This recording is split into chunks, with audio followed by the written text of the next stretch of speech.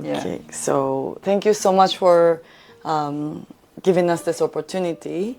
And I would like to ask some questions and then hear your wisdom through your experience of hooponopono. And the first question I want to ask you about the shame, that like how there's a lot of shame I've been carrying on, and it's I don't think about it every day because those are from the past. But sometime all of a sudden those like the things I've done or things I said all of a sudden pop up to me, and then that moment that memories or that the experience I've done taken away all my confidence or energy that I want to hide away right away. So, but please advise me that how we can clean those like shame that like even though the people who I haven't seen for so long, maybe I will never see the person forever. But simply the fact that I done or said at the moment is really still so fresh, the experience. So you say that through your cleaning, all of a sudden shame comes up? Sometimes, yes, after cleaning, or sometimes just simply the same situation. Let's say like there's a gathering and the person or situation is totally different, but the kind of same setting. And then all of a sudden I remember, and then I feel like, like I don't want to be here or something like that. Oh yeah, that's the Unihipili saying, I don't want to be here. Yeah. And this is why you do your cleaning before you go together with other people, and to comfort the Unihipili. You never know when a memory shows up. So all of a sudden, and then you can. I don't know if it is available for you in this moment to talk to your child. Then do this. Don't go into it. It's not necessary to dive deep into it and to analyze or to. It's just a memory, and the memory want to be released.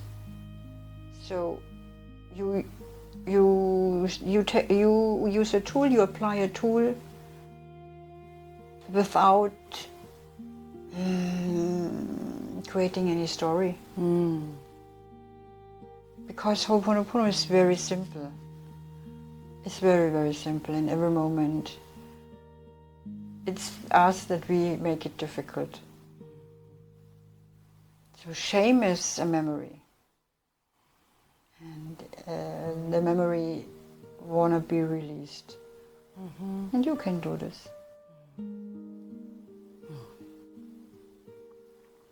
What about resentment? That something I've done to someone that I cannot take it back, and that makes me really sad and very regretful.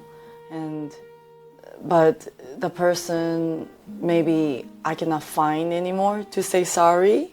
That kind of experience. Yeah. What's the best thing at the moment that I can do?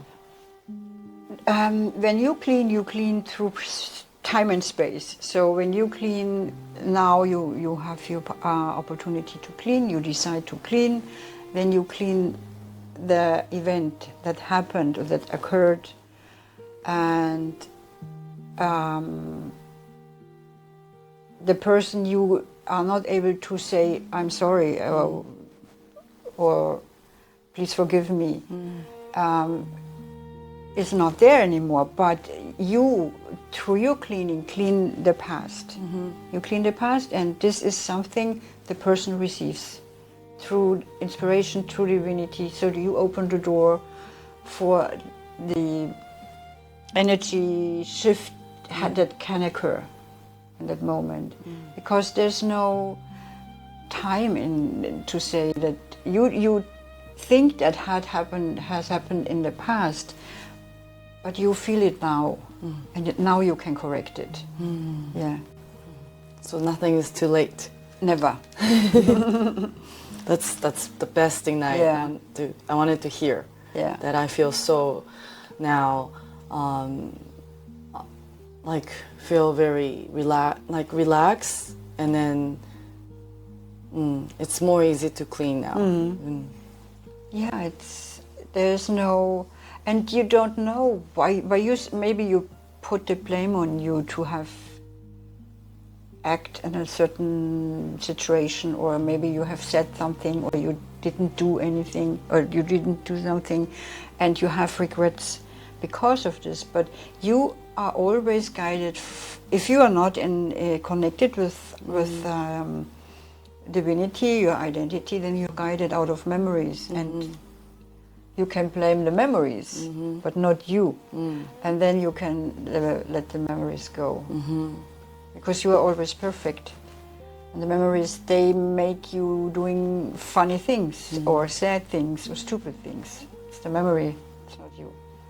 Like, so when that really give me one situation that recently there's a situation I talk with my daughter, and then, like, it's as a parent, like, I have a double faces, which means like when she did something wrong, I often forget cleaning, and then I just boom, I just go direct, like, okay, hey, why you did this, or is doing something, and then after all, like, I realized that, I said too much. Yeah. Why I said that? Yeah. Like, it's almost like I ruin everything that I've been doing, like cultivating of her, growing up, and then I regret so much. And then at the moment, I rushed to say sorry to her. And then sometimes it works. I see my daughter feels, I'm glad to hear that my mother say sorry. But sometimes, even if I feel something not right, like this sorry brings out what, like I'm just, reactively say sorry. And then like something uncomfortable. So not something like, so my first question was like the regret, that's something I've done, but I cannot reach the person anymore, right? But what about the situation that something like the people, like family or friends or colleagues that, like, throughout our communication, I realized I did something wrong. How do you advise me this kind of situation? What's the right process? Like how first? But I realize most of the time I forget to clean. Yeah. So when you say I realize I did something wrong, yeah, who is telling you that this is wrong? So that we start here. It's a judgment, yeah. It's a memory. So when you judge, you say this is wrong. Oh. Who is telling you that this is wrong? And the other point is that afterwards you can clean with it, and you don't have to go to the person to say sorry. I'm sorry. It's not needed. You can go inside of you, and the other person will feel it. But you don't have to say it, because sometimes, or oftentimes, when siblings have an argue, for example, and the mother say, forgive your brother or forgive your sister, then they say, okay, I'm sorry, but they don't mean it, because they don't know what what it means. So go and sit in a quiet place, and then you can correct it, and that's it. So in a class, one phrase that you mentioned that was very, it's really caught me, like very impressive. Well, you said that hooponopono is, for me, it's lifestyle. So that was, for me, it's like very interesting and a very kind of good insight. And then, so, many people often ask you a question like, I'm not really sure that my way of cleaning is correct. Am I doing correct or am I doing wrong? Because sometimes I cannot see the result, things are not changing. How did you manage that until you feel this is my lifestyle? I did so many stupid things that then I wanted to do anything stupid again. So I wanted to be focused on hooponopono, and everything I thought would be right or perfect I failed. And I didn't ask if it is okay or not, because then this is always what I did. I ask, is it correct or not, and then I failed. So this, for me, was not an option anymore.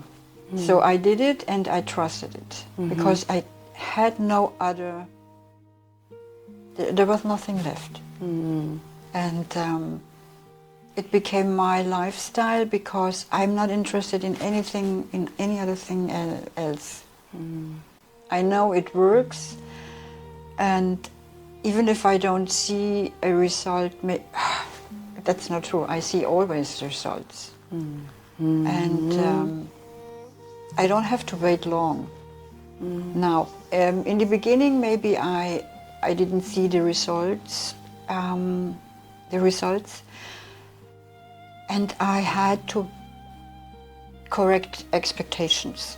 But this is, we all have in the beginning, and it's a step-by-step approach, and we start and it's our way. And even having a doubt, it is okay. We are humans. We are humans, and this is something new for us. And but by applying the hooponopono, everything gets clearer. It takes time, maybe more, maybe less. It's an individual thing. I needed more time. Yeah. But that you think that you needed more time, doesn't, like, sometimes my own stories, like a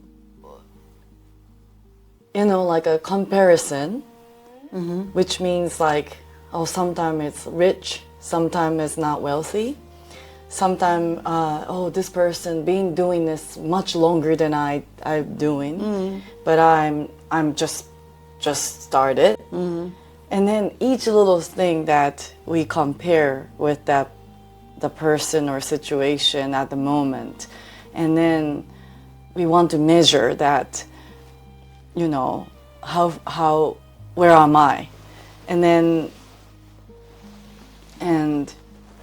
so that makes trying to like be clear that, where am I doing wrong or right, going back to the same topic that I'm asking, that many of the participants asking, like, am I doing correct or not? So, but then I realized that I also often, not just to hooponopono, but whenever I go to, maybe let's start doing this new sports activities, and if I found something, that person looks really amazing, and then when I'm in the right mood, like that give me a motivation. Yeah. But maybe I'm in the wrong, like very Right. downtime. Yeah. I feel like I'm too late. Yeah. Maybe I heard that she's been doing like almost 20 years. Then I calculate, that's too late for me. Yeah. You know? So I just realized that I often doing that kind of, judgments and then comparing.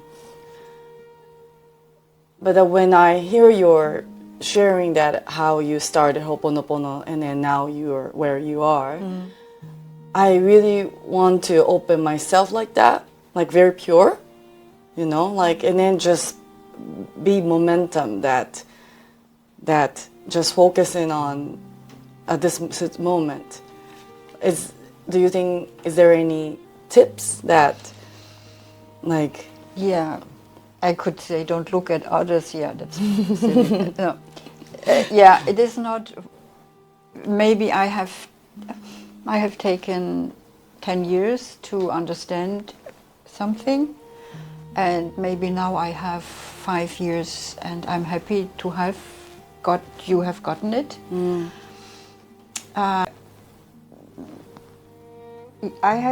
I learned to look only at myself, but it took me years, to be honest. Yeah. Of course, I idolized some persons. We all do, but not anymore. Yeah, and that's due to Hooponopono and due to the confidence in me, and I always know what to do. I always know that I can apply a tool. I can petition, and so I am equipped in every moment. But it is also for me. It was a way to go there, to reach this point, and I started as everyone else started. So whenever I realize that I'm comparing or trying to judge myself, comparing with other people, you will say just, okay, once you realize that I'm doing that, just go back to the process. Right. Yeah. Thank you. And it can be also an inspiration. It doesn't have to be a comparison. You can be inspired. But when you are coming from memories, then you compare. To learn more about Hooponopono, please visit our website. You will find a link in the description below.